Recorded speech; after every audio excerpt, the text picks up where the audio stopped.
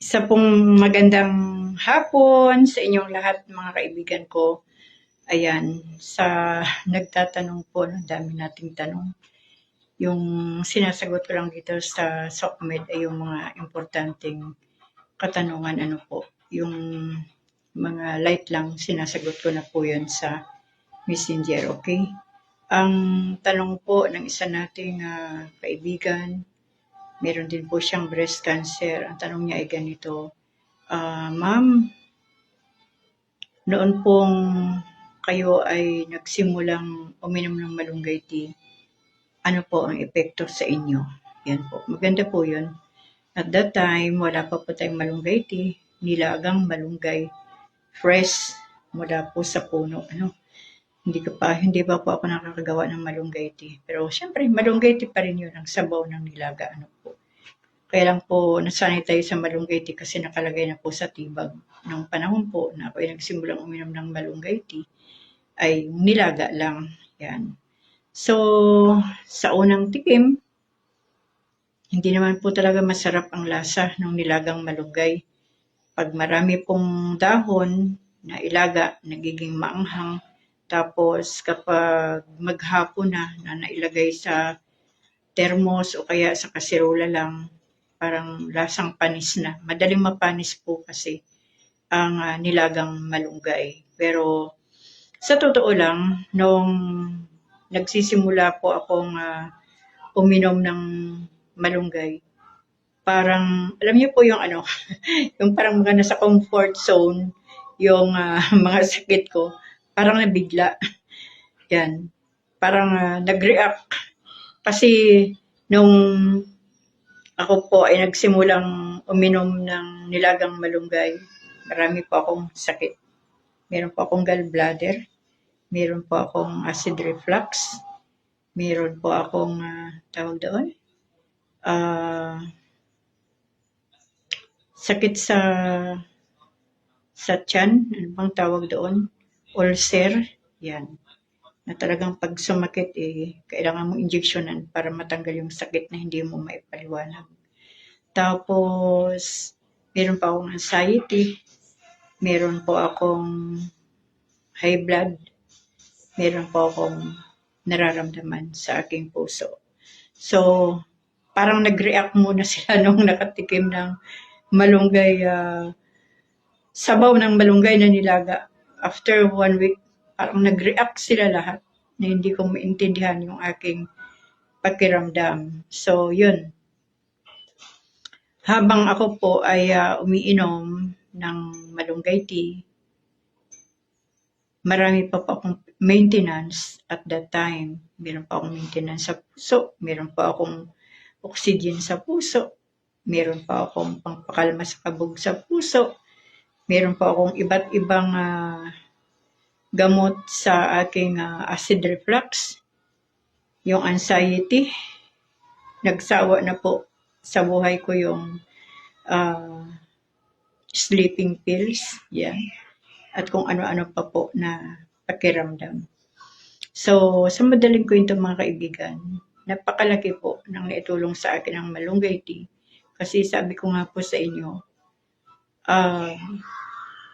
nagsimula akong magkaroon ng cancer at lumalala ang aking mga ibang sakit panahon ng COVID, panahon ng pandemic.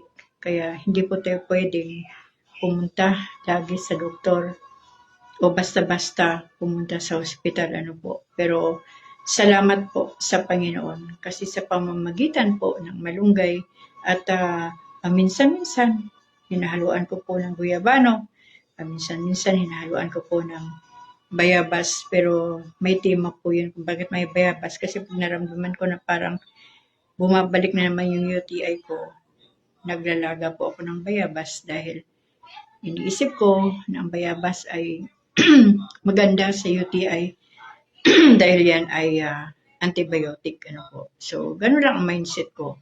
So, nagpatuloy po ako sa pag-inom ng nilagang malunggay tea since 2018 hanggang 2023.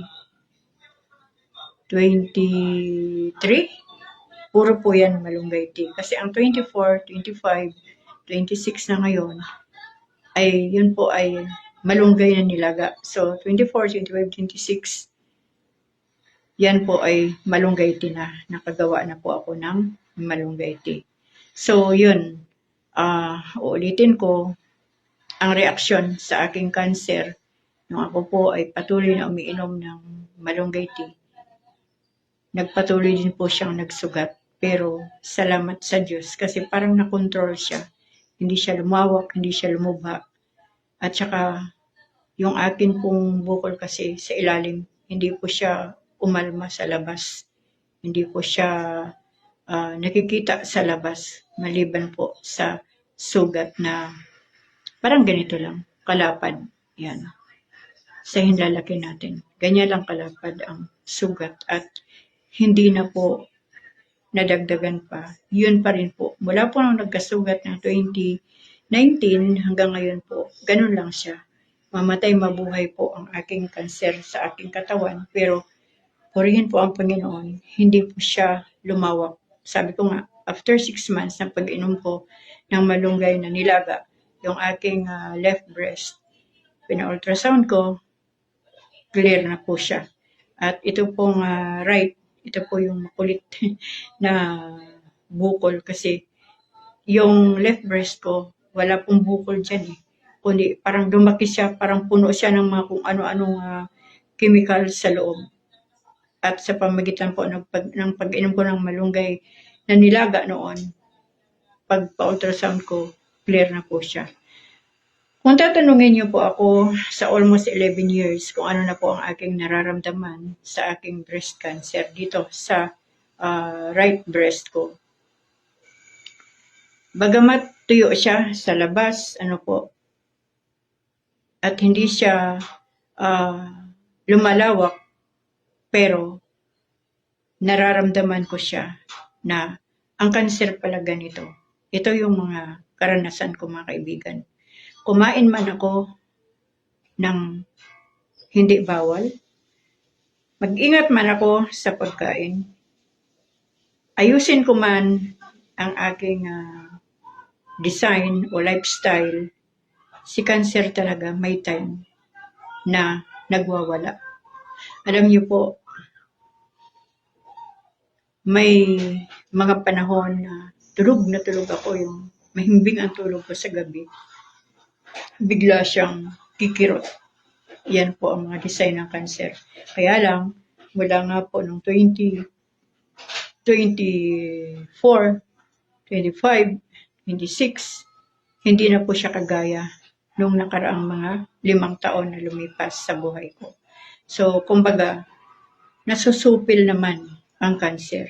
Kaya nga po, nagpapatuloy po ako sa pagkain na tama, na sa tingin ko ay hindi makakasupply kay cancer ng lakas. Kaya mga kaibigan, marami na pong nawala sa katawan ko na hindi magandang pakiramdam. Sa pamagitan po ng malunggay tea o malunggay na nilaga o malunggay powder, ibinalik po ng Panginoon yung aking tulog. Nung mga lumipas na mga panahon, wala pa akong breast cancer. Lagi po akong nasa hospital. Dinadala ako kasi nahihirapan akong huminga dahil wala po akong tulog. Tumataas ang BP ko. Pero simula po nang ako uminom ng nilagang malunggay mula 2018 hanggang sa panahon ito. Pero 2023,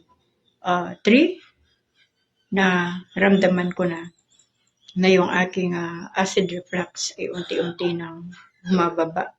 Nakokontrol na.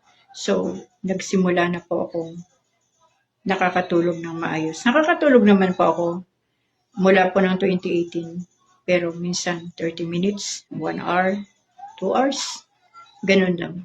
Pero nung nagpatuloy po ako sa pag-inom ng malunggay na nilaga at malunggay tea na ngayon, dahil na bunso, ay naranasan ko na po yung nakakatulog na walang sleeping pills. Alam niyo po yan, ang hirap-hirap kapag tayo po ay dumidepende na lang sa sleeping pills. Minsan hindi ka na patutulugin ng sleeping pills. Buhay na buhay ka. Yung isip mo, gising na gising. Yan. So, salamat sa Panginoon kasi sa pamagitan po ng malunggay tea o malunggay na nilaga, para pong pakiramdam ko, para pong ginamot ng bawat malunggay tea na iniinom ko, lahat ng aking mga nerves, ng aking mga cells, pati yung mga kung ano man ang mga gising na utak, dahil hindi naman talaga lahat ng utak ay tulog.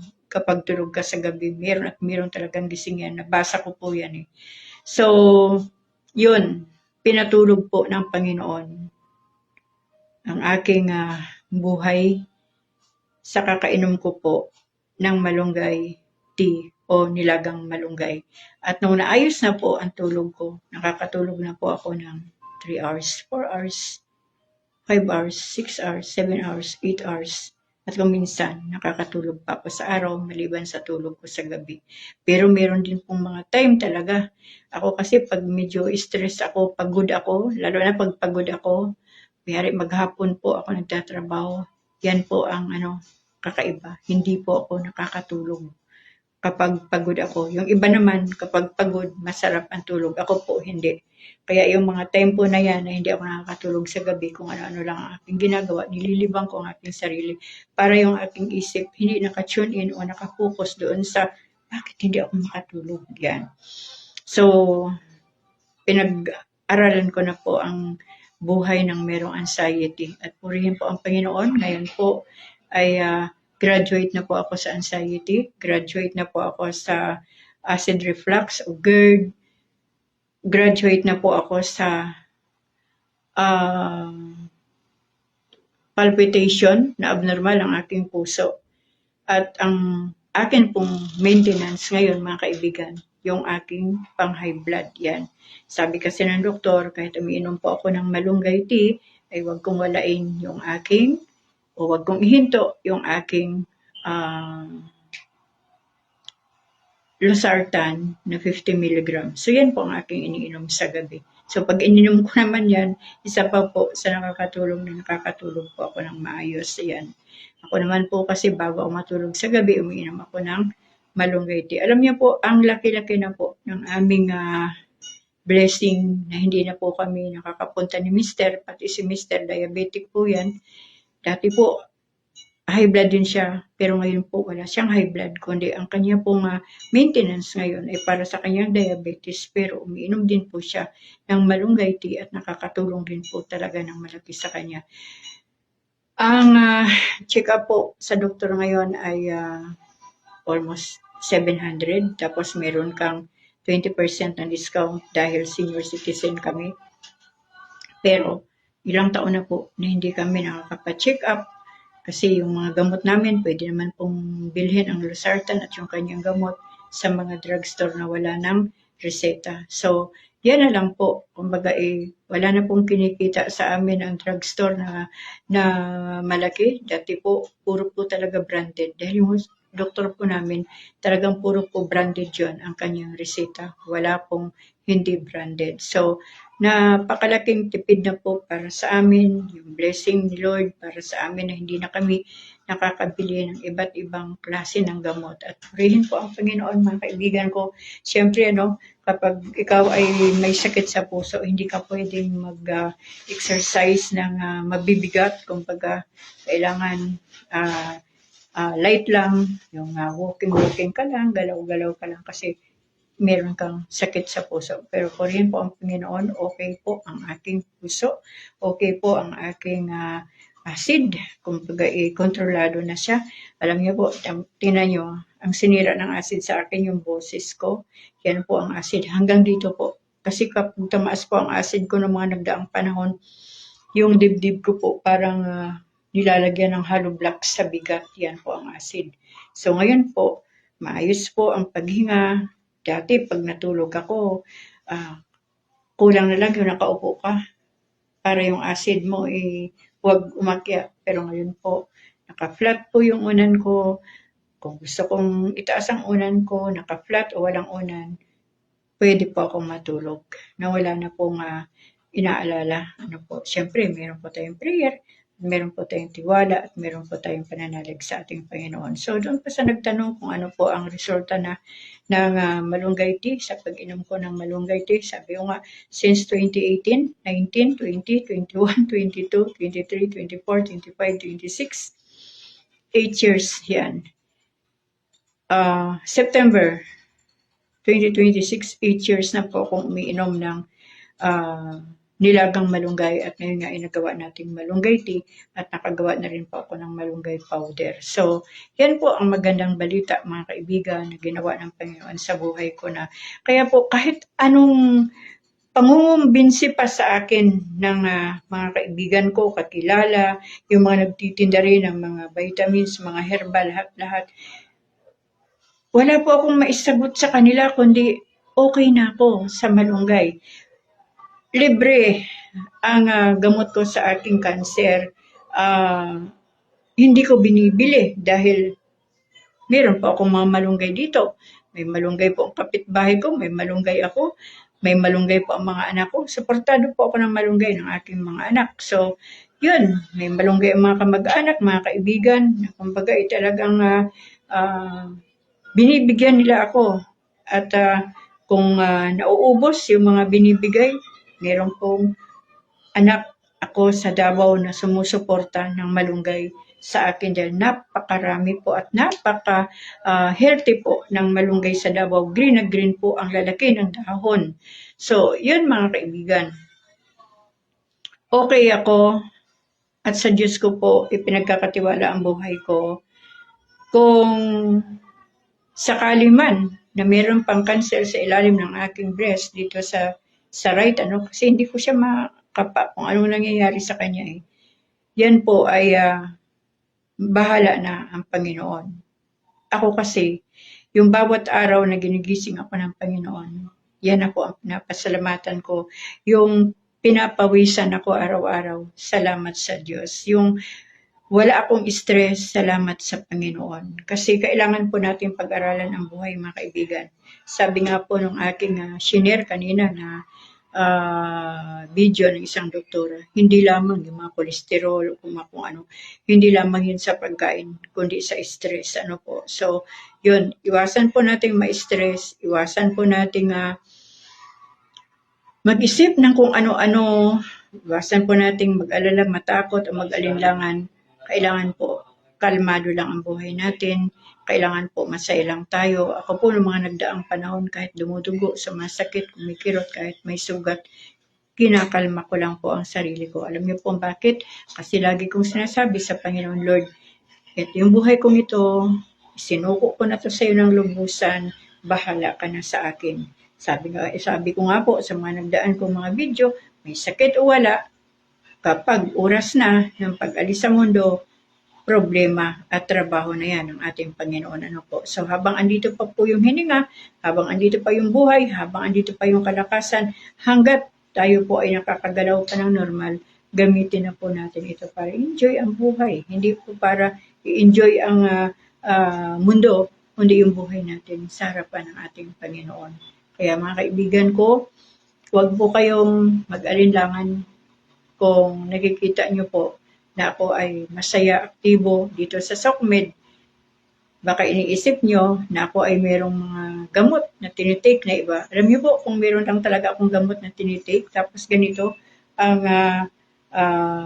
resulta sa buhay ko na normal ang buhay ko kahit may cancer, hindi ko po yan na tawag dito na hindi pwedeng sabihin sa inyo. Hindi ko po yan itatago. Talagang sasabihin ko sa inyong lahat. Kaya lang po, wala po talaga. Kundi malunggay tea lang po talagang iniinom ko. At ayan, meron po tayong malunggay powder. Una, panalangin na may pananalig, na may kalakip na gawa. Salita ng Diyos, relasyon sa Panginoon, at pagiging mabuting tao. Hanggat maaari ay sinisikap ko na maging mabuting tao sa harapan ng Panginoon, hindi sa inyong harapan. Kumbaga, yung nakikita niyo sa akin yan ay refleksyon na lang ng aking pagiging anak ng Diyos. Pero si Lord lang ang nakakakilala sa akin ng lubusan, nakakakita ng laman ng aking puso at laman ng aking isipan. So yun lang mga kaibigan, nawa po tayong lahat ay makaranas. Alam niyo po, ang panalangin ko lagi, Lord, kung ano man itong binibigay mong kalakasan sa akin habang umiinom po ako ng malunggay tea, at malunggay powder, nawa po, Panginoon, ay maging karanasan din ito ng lahat ng umiinom ng malunggay tea at malunggay powder po, kahit pa yung mga tao na umiinom ng mga kung ano-anong mga dahon, dahil napakarami pong klase ng herbal, ang dami pong dahon, di po ba? Nawa po ay makaranas ng kumpletong kagalingan, yung masigla na katawan, malakas na katawan, masayang puso, at payapang isipan. Kasi talaga naman, pag tinignan natin ang sitwasyon sa mundo ngayon, talagang napakadami pong nakaka-stress. Kaya lang, kung atin namang iisipin yung mga nakaka-stress, tayo naman po ang mahihirapan. Kaya yun, kung kayo po dyan, mga kaibigan ko, saan man po kayo naroon, mula Luzon, Visayas, Mindanao, kung kayo man po ay merong mga tanim na malunggay, kung wala kayong tanim, magtanim kayo, at sa mga may tanim, at marami naman, i-share nyo kung merong humihingi. Yan po ay libreng gamot para po sa ating cancer, para po sa ating mga anxiety, sa ating mga GERD, sa ating mga acid reflux. Ako po, pati sa puso, yan.